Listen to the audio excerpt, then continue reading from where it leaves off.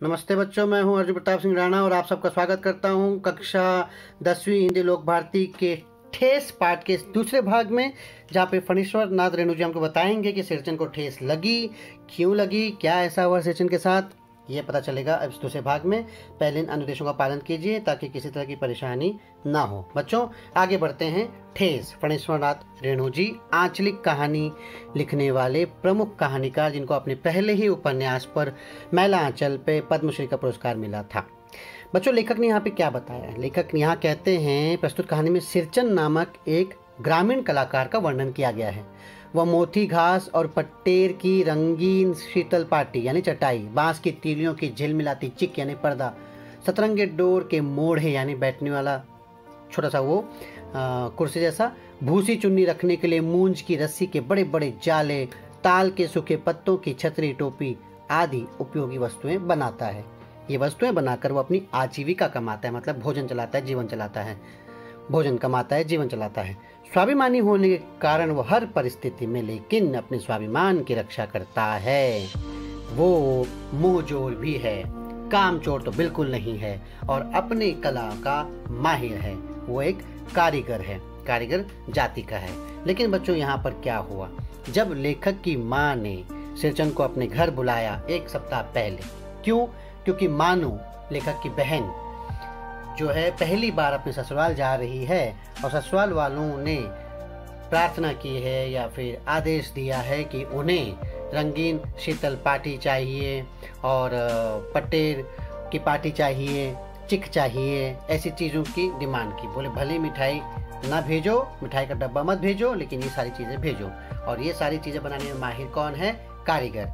कारीगर को अच्छा खिलाओ पिलाओ, कारीगर का ध्यान रखो, सिरचन का ध्यान रखो, तो फिर वो हर काम बेहतरीन ढंग से बनाता है।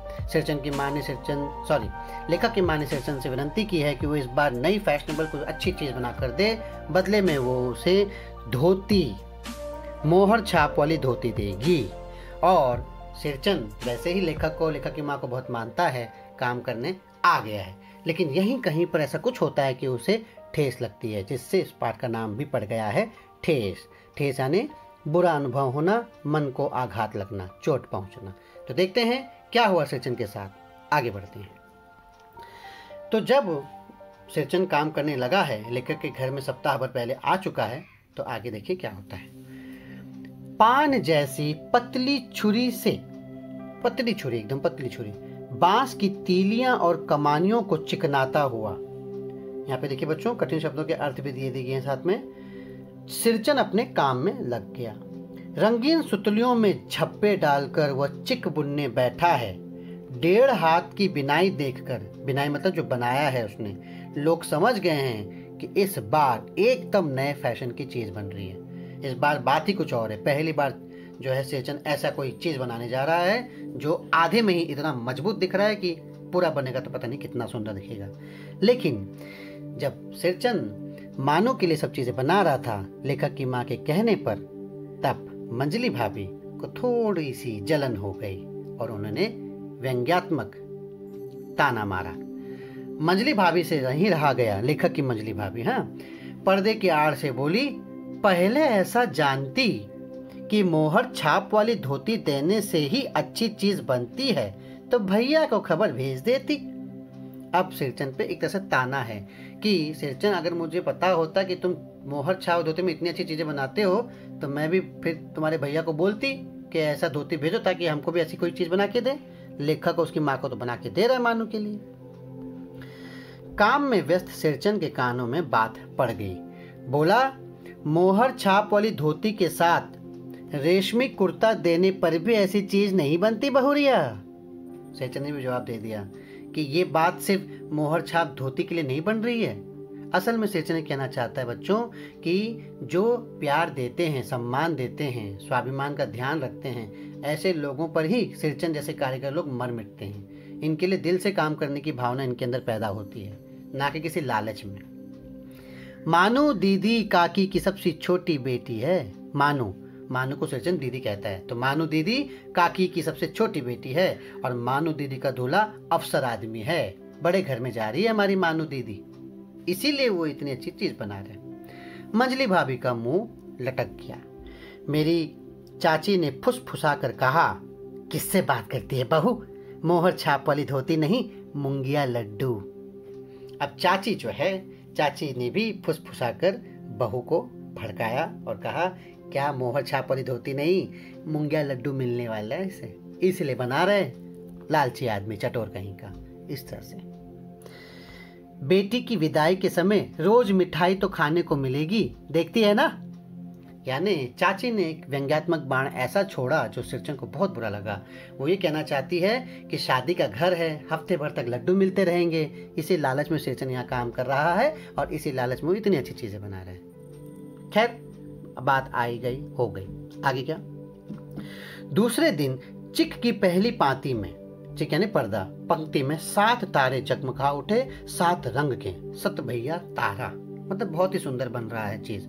अपने काम में मगन सिरचन को खाने पीने की सुध नहीं रहती, वो खाने पीने का भी ध्यान नहीं रहता, उसे काम कर रहे तो तन्मयता से, एकाग्रता से, कॉन्सेंट्रेट करके। चिक में सुतली के फंदे डालकर उसने पास पड़े सूप पर निगाह डाली तो क्या दिया गया था, चिवड़ा और गुड़ का एक सूखा ढेला, बस इतना। जब सिरचन ने देखा कि उसके पास जो खाने का सूपा पड़ा है जिसमें सारी चीजें, तो क्या है, चिवड़ा, गुड़ का एक सूखा ढेला। मैंने लक्ष्य किया, यानी लेखक ने देखा कि सिरचन की नाक के पास 2 रेखाएं उभर आईं, यानी चिंता की ऐसे। मैं दौड़कर माँ के पास गया, माँ आज सिरचन को कलेवा किसने दिया है, सिर्फ चिवड़ा और गुड़। लेखक हैरान था, लेखक जानता था सिरचन को खाने पीने में कमी नहीं होनी चाहिए, क्योंकि खाने पीने की चिकनाई में कमी तो काम की चिकनाई में भी कमी हो जाएगी, हमने पहले भाग में पढ़ा था। अब वो कहा कि आज कलेवा, कलेवा यानी नाश्ता किसने दिया, सिर्फ चिवड़ा और गुड़ दिया है। माँ रसोई घर के अंदर पकवान आदि बनाने में व्यस्त थी, बोली, अरे मंझली, सिरचन को बूंदिया क्यों नहीं देती। अब समझ में आया कि वो खाने का सामान किसने दिया था, मंझली भाभी ने, वही मंझली भाभी जो चिड़ी बैठी थी, क्योंकि उसके लिए ऐसी चीजें नहीं बनी थी। तो उसने क्या किया, सिरचन को चिढ़ाने के लिए या अपना बदला पूरा करने के लिए सिर्फ चिवड़ा गुड़ दिया था।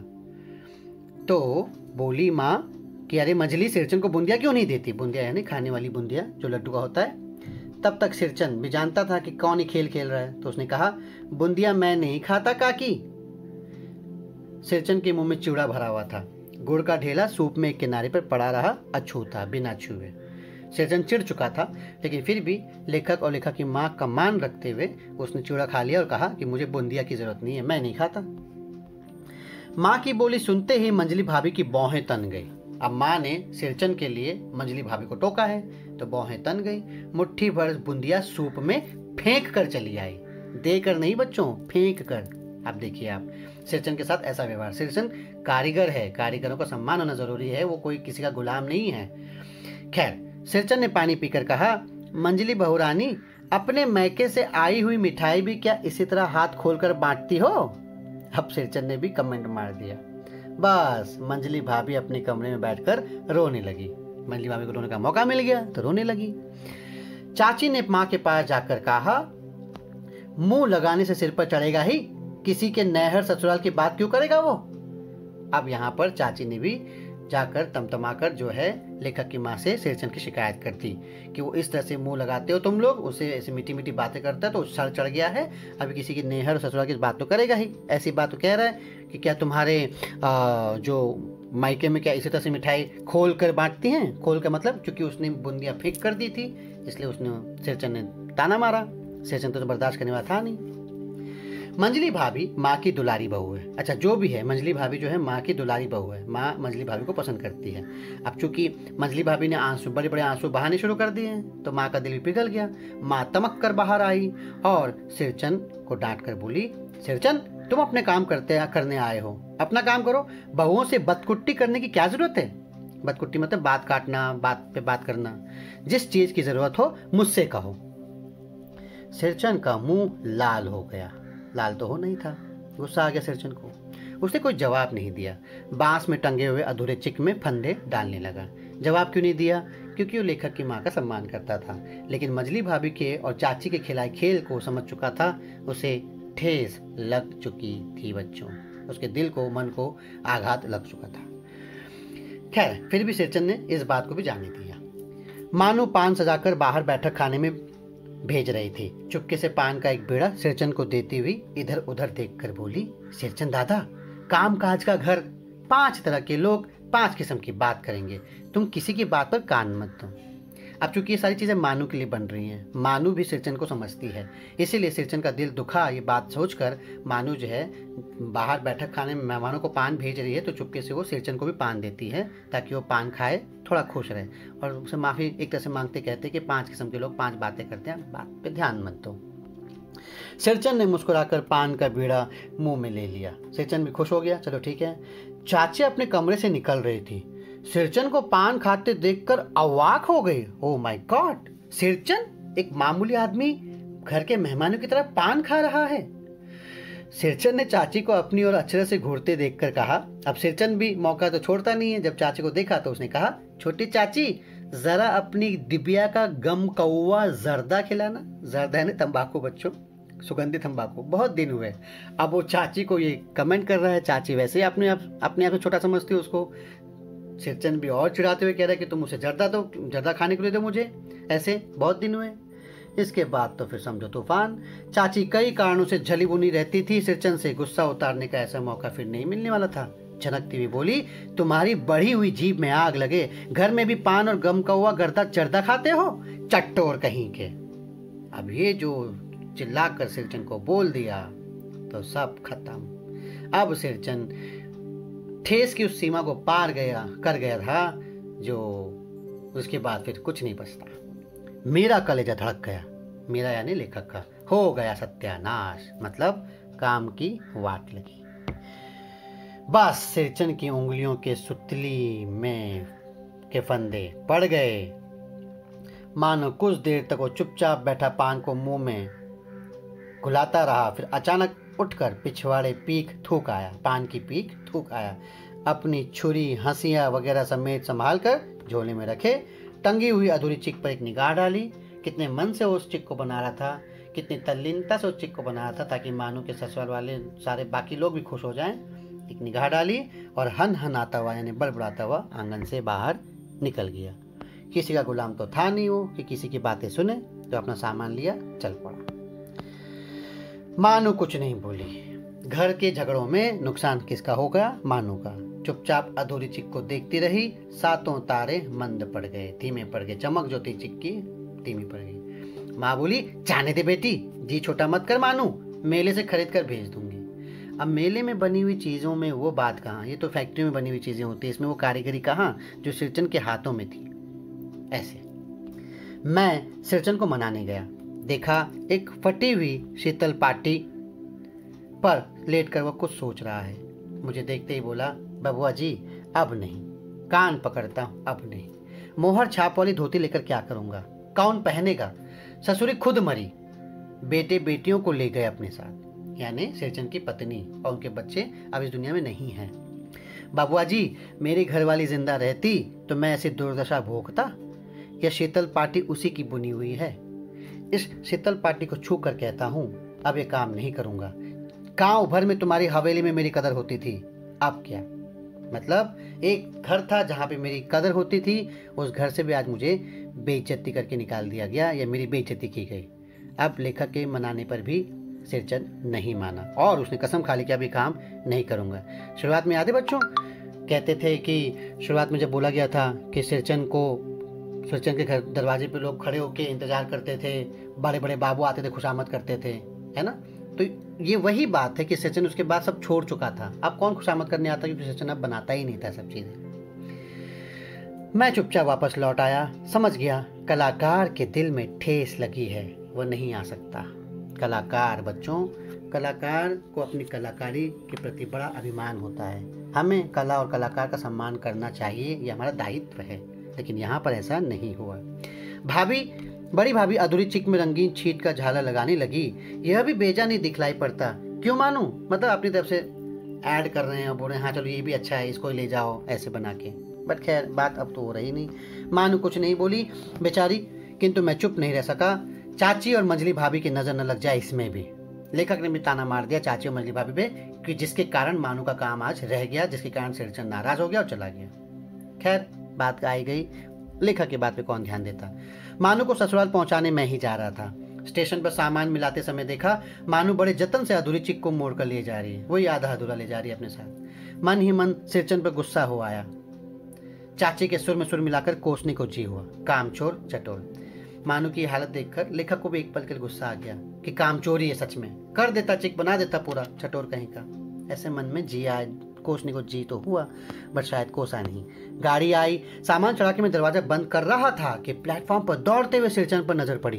बबुआ जी, उसने दरवाजे के पास आकर पुकारा। क्या है? मैंने खिड़की से गर्दन निकालकर झिड़की के स्वर में कहा। सिरचंद ने पीठ पर लदे हुए बोझ को उतारकर मेरी ओर देखा। दौड़ता आया हूं, दरवाजा खोलिए। मानू दीदी कहाँ है, एक बार देखूं। मैंने दरवाजा खोल दिया। सिरचंद दादा, मानू इतना ही बोल सकी। खिड़की के पास खड़े होकर सिरचंद ने हकलाते हुए कहा, ये मेरी ओर से है। सब चीजें हैं दीदी, शीतल पार्टी, चिक और एक जोड़ी आसनी कुश की बैठने की। गाड़ी चल पड़ी। यानी मानू के जाने से पहले सिरचंद ने अपनी तरफ से बिना किसी चीज के बदले में खुद की तरफ से, एक गांव वाले की तरफ से वो चीजें बनाकर दे दी जो मानू के ससुराल से मांग गई थी। ठेस लगी थी कलाकार को, लेकिन उसने अपनी कलाकारी नहीं छोड़ी। अपना काम उसने पूरा किया और एक तरह से उस बड़ी हवेली को भी जवाब दे दिया। मानू मोहर छाप वाली धोती का दाम निकाल कर देने लगी। सिरचंद ने जीप को दांत से काट कर दोनों हाथ जोड़ दिए। मानू फूट फूट कर रो रही थी। मैं बंडल को खोल कर देखने लगा। ऐसी कारीगरी, ऐसी बारीकी, रंगीन सुतलियों के फंदों का ऐसा काम मैं पहली बार देख रहा था। और यहाँ बच्चों हमारा पाठ समाप्त होता है। स्वाभिमानी सिरचंद ने अपना कर्म पूरा किया, स्वाभिमान को झुकने नहीं दिया, लेकिन अपने काम को भी नहीं छोड़ा, काम पूरा किया। बच्चों, हमारे देश की संस्कृति में लोक कलाओं की बहुत बड़ी पहचान रही है।